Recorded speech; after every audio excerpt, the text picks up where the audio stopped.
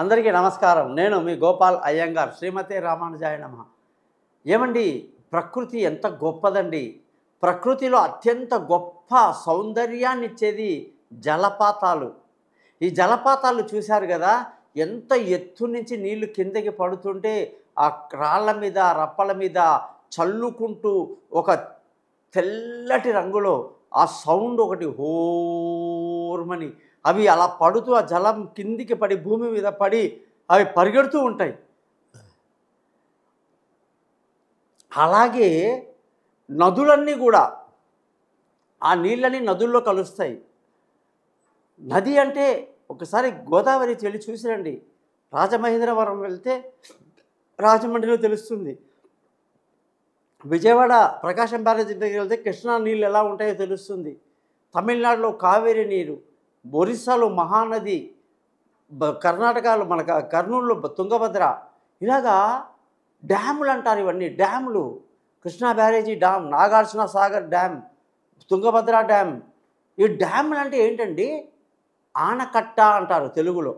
ఆనకట్ట అంటే ఏంటంటే ఈ నీరు విస్తృతంగా ప్రళయాన్ని సృష్టిస్తూ మొత్తం భూమిని ఆక్రమించేస్తూ ఇష్టం వచ్చినట్టుగా దొరికిన దారిలో దొరికినట్టుగా ప్రవహించేస్తుంది. ప్రవహించి జనాల జీవితాన్ని ఛిద్రం చేస్తుందండి.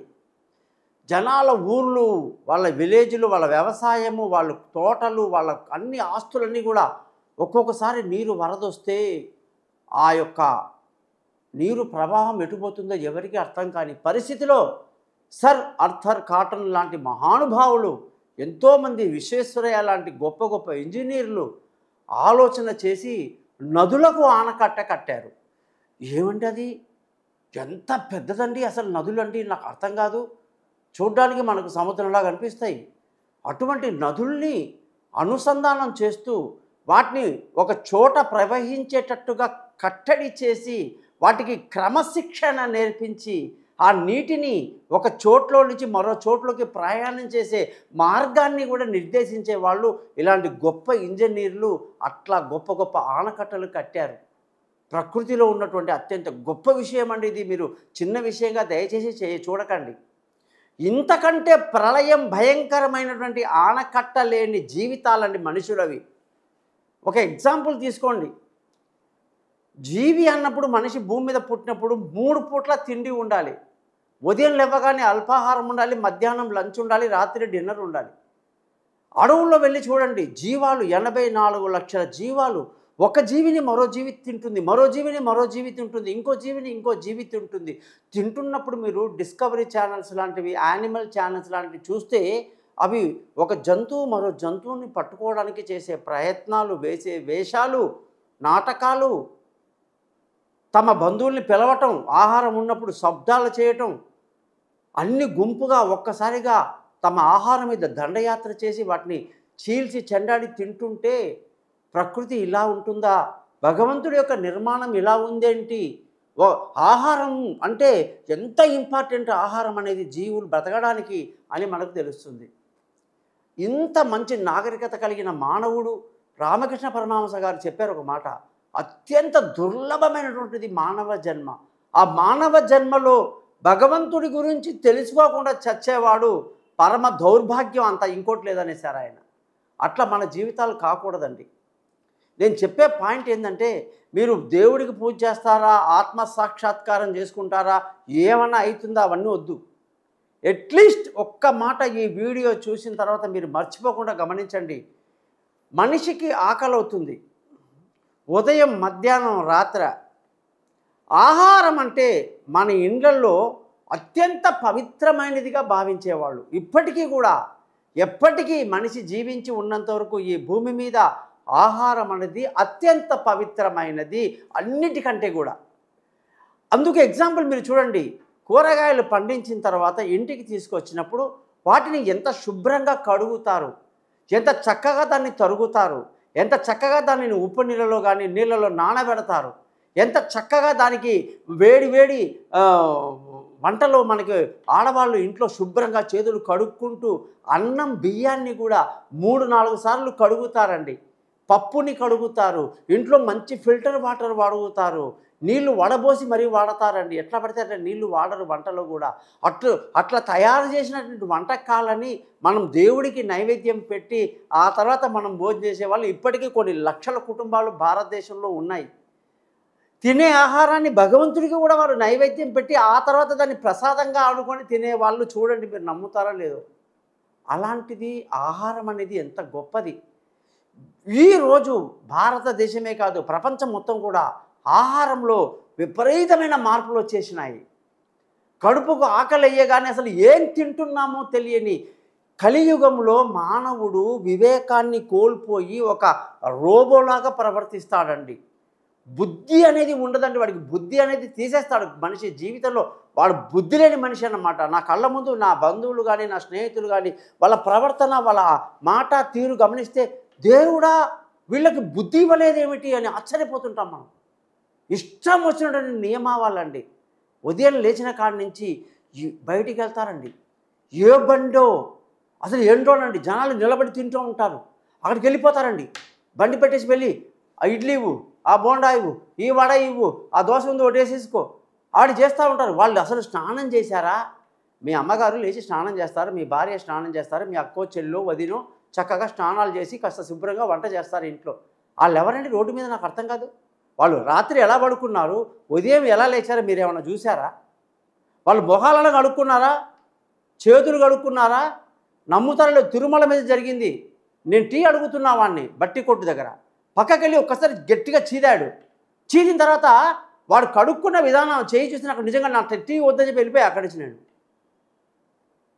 అదేంటి అన్నాడు. చెత్తనా కొడక, నువ్వు అందరికీ టీ అమ్ముతావు దరిద్రుడా, చెయ్యి నువ్వు ముక్కు చీదిన తర్వాత నువ్వు చెయ్యి ఎంత శుభ్రంగా సబ్బేసి కడుక్కోవాలి దరిద్రుడా, నువ్వే సామాన్యంగా వెళ్ళి బట్టలు చూసి నువ్వు అందరికీ టీ చేస్తున్నావు దరిద్రుడా అని చెప్పి బూతులు తిట్టి వచ్చేవాడిని పట్టుకుని. అట్లా తిరుమల మీదే ఎన్నో భోజనాల స్థలాలు ఉన్నాయి.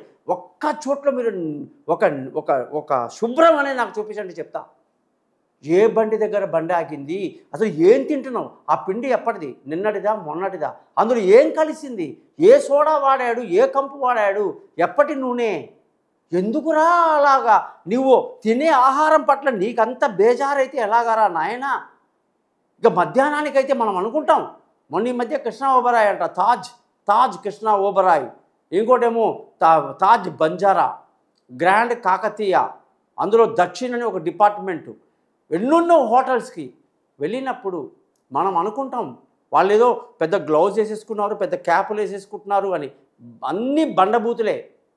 ప్రపంచంలో ఎవడు పిండి పారేయడు. ఈరోజు మిగిలిన పిండి రేపటికి పెడతాడు.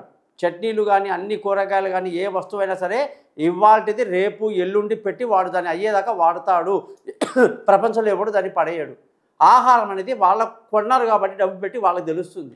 ఏ రోజు ఎంతమంది కస్టమర్లు వస్తారో ఎవరు రారో తెలియదు. వచ్చిన వాళ్ళకి ఆ ఫ్రిడ్జ్లో నుంచి తీస్తారు, అప్పటికప్పుడు వంట చేసి ఇస్తారు.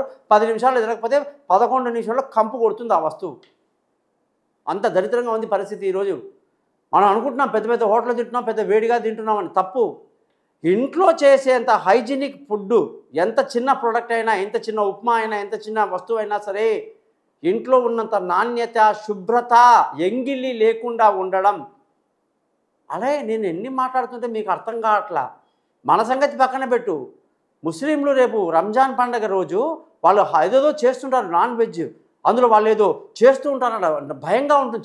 చెప్పకూడని వీడియోలు చెప్తుంటారు. అది కొంచెం నమ్మొచ్చు కూడా నమ్మకపోవచ్చు. కానీ ఒకటి, వాళ్ళ సంస్థలో శుభ్రత అనేది ఉండదు. వాళ్ళందరూ ఒకే చోట్ల ఒక ఒక ఒక ఒక ఒక బట్ట లాంటిది ఒకటి వేసి అందులో అన్ని అన్నమంతా అందులో బోర్లా పెట్టేసి చేతికి వచ్చిన దాంట్లో తింటుంటారు. అందరూ మాట్లాడుకుంటారు. అయితే మనకు అంత ఒళ్ళంతా కంపరగా ఉంటుంది. కరోనా వచ్చి మనకు నిరూపించింది అలా తినకూడదు నాయనా. ఎందుకు బ్రాహ్మణులు మడిగట్టుకును అంత నీట్గా, అంత నిశ్శబ్దంగా, ఎంత పద్ధతిగా నమస్కారం అనే సంస్కారాన్ని పెట్టుకొని ఎంత చక్కగా మడి ఆచారాలతో ఉంటారనేది కూడా, ఎంతమంది ఉన్నారు లేరు అనేది మనం అడగకూడదండి. ఉన్న వాళ్ళ సంగతి చెప్తున్నాను నేను. అట్లాగా ఎట్లా పడితే అట్లా, ఎక్కడ పడితే అక్కడ హోటళ్ళు, కేఫ్లు, ఎవడు ఏం చేశాడో ఏందో, ఉస్మానియా బిస్కెట్ అంట, బన్నులంట, ఛాయలంట, ఏడబడితే ఆడ తినేసి. ఈ ఒక దరిద్రం కాదు అసలు.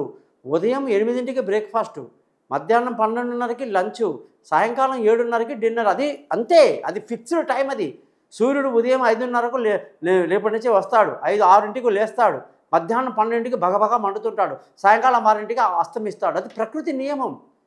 పౌర్ణమి రోజు చంద్రుడు పక్కా 15వ తారీఖు పలానా రోజున పౌర్ణమి చంద్రుడు ఉంటాడు అంతే. మళ్ళీ ఆయన అమావాస్యకి వెళ్ళిపోతాడు, ఇదిగో అమావాస్య. అంతేగాని ఓ రోజు లేటుగా వస్తా, ఇంకో రోజు ముందు వస్తా అని అండు. ప్రకృతి నియమాలు. ఈరోజు సమ్మర్ ఎండాకాలం వస్తుంది, అయిపోయింది. చలికాలం బాగా ఎంజాయ్ చేసాం, మంచి చలి బాగా ఉంది ఈసారి. ఎండాకాలం తర్వాత మళ్ళీ వర్షాకాలం వస్తుంది, తర్వాత మళ్ళీ చలికాలం. ఇలా సైకిల్ అనేది జరుగుతూ ఉంటుంది, నియమాలు ప్రకృతిలో. అట్లా మన దేహం కూడా ప్రకృతి యొక్క బిడ్డలం మనం. ప్రకృతిలో ఏముందో అదంతా మనలోనే ఉందని ఎన్నో మంత్రాలు చెప్పాం మనం. కాబట్టి మనం ఇప్పుడు ప్రకృతికి విరుద్ధంగా ప్రవర్తిస్తున్నాం. ఆహార నియమాలు 8, 12 తర్వాత సాయంకాలం 7:30 దాటేసి 1 గంటకి హైటెక్కుల సిటీ అట బొంద వీళ్ళది ఏదో ఆ టీవీలో యాడ్ చేసి నవ్వొస్తుంటుంది. స్టేట్ బ్యాంక్ ఆఫ్ ఇండియా వాడిది యాడ్, లోన్లు ఇస్తాడట. అబ్బా ఎంత బాగుందో అపార్ట్మెంటు, మా ఆఫీస్ పక్కనే నడుచుకుంటూ వెళ్ళిపోవచ్చని ఆమె చెప్తుంది. ఎన్ని రోజులు చేస్తావు ఆఫీస్లో పని నువ్వు? మహా అయితే 2 నెలలు 2 సంవత్సరాలు, అంతకంటే నీ జీవితంలో అక్కడ చేసేది ఏం లేదు. ఇంత మాత్రానికి అది ఒక యాడ్. మళ్ళీ నేననేది స్థిమితం లేని మనుషులు. అప్పట్లో పెద్దవాళ్ళు ఉద్యోగం చేస్తే 40 ఏళ్ళు 45 ఏళ్ళు చేశారండి సర్వీసు. ఒకే కంపెనీలో, ఒకే బ్యాంకులో, ఒకే ఉద్యోగాలు, గవర్నమెంట్ కానీ ప్రైవేట్ కానీ. ఈ రోజుల్లో తుమ్మితో ఊడిపోయే ముక్కులు. ఎందుకంటే ఈ ఉద్యోగాలు నాకు అర్థం కాదు. అందులో పెద్ద పెద్ద గచ్చిబౌలి హైటెక్ సిటీ అంట, మిడ్నైట్లో దోశలు వేస్తారట, 1 గంటకి తింటారట అండి. పెద్ద గొప్ప అంటే నీ లోపల ఏమైనా కొత్తగా పెట్టాడు జీర్ణక్రియ? నాకు అర్థం కాదు. నువ్వు సినిమా యాక్టర్ కొడుకు అయితే ఏంది, పాలిటికల్ కొడుకు అయితే, పెద్ద వ్యాపారవేత్త కొడుకు అయితే నీ లోపల ఏమైనా కొత్తగా పెట్టాడా మన మనిషి దేవుడా? అదే జీర్ణ వ్యవస్థ. మన కడుపుని మనం సర్వనాశనం చేసుకుని తద్వారా మొత్తం దేహానికి వెళ్ళేటువంటి మలినమైన ఆహారం వల్ల మనం చాలా తొందరగా చచ్చిపోతున్నాం. కని విని ఎరుగని వార్తలు వింటున్నాం. ఏమీ లేదు, 28 ఏళ్ళ పిల్లవాడు ఏదో కారణంగా చిన్న వినాయకుడి దగ్గర డ్యాన్స్ చేసి పడిపోయాడు, కుప్పకూలిపోయాడు, చూస్తే హార్ట్ అటాక్ చచ్చిపోయాడు. ఎందుకు వస్తుంది? అనేక రకాల రోగాలు. కారణం ఏంటంటే ఆహార నియమం మీద ఆనకట్ట మనం కట్టలేదు కాబట్టి, ఆహార నియంత్రణ మన దగ్గర లేదు కాబట్టి, స్వచ్ఛమైనటువంటి శుచైనటువంటి మితి ఆహారము, ఏ ఆహారం తినాలో తెలియక ఈరోజు మనల్ని మనము నదులకి ఆనకట్ట కడుతున్నాం, కానీ మన నోటికి ఆనకట్ట కట్టడం లేదు అని తెలియజేస్తూ, మీరందరూ కూడా అన్ని నియమాలు పాటిస్తూ నేను చెప్పింది జాగ్రత్తగా వింటారని, నలుగురికి తెలియజేస్తారని తెలియజేస్తూ ఈ ఛానల్ని సబ్స్క్రైబ్ చేయడం మర్చిపోకండి. మీ గోపాలయ్య గారు.